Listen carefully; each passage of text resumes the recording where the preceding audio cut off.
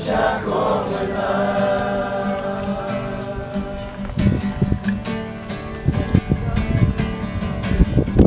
Tu gran poder, como una gran montaña,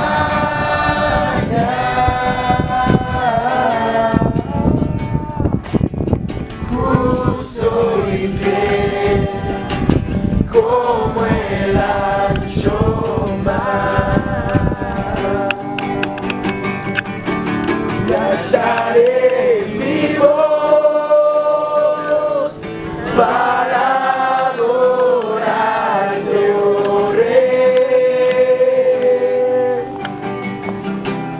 Mi refugio está a la sombra de tus pies.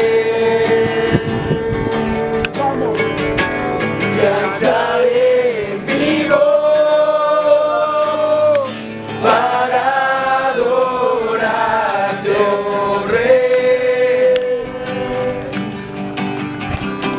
Mi refugio está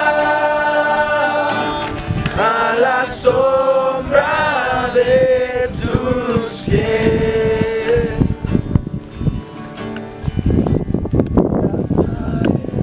Mi voz para adorarte, oh Rey. Mi refugio está a la sombra de tus pies. Y alzaré mi voz para adorarte, oh Rey.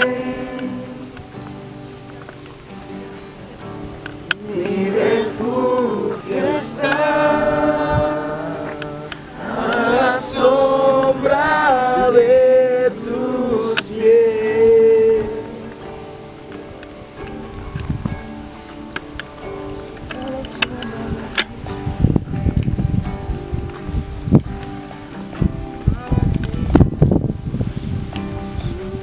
O sea, tú debes descansar. O sea, tú has estado luchando por años con muchas cosas. No has dejado que Dios sobre en tu vida. No has tenido descanso en tu corazón. Y siempre ves fracaso tras fracaso tras fracaso. Y sientes que algo no progresa en tu vida.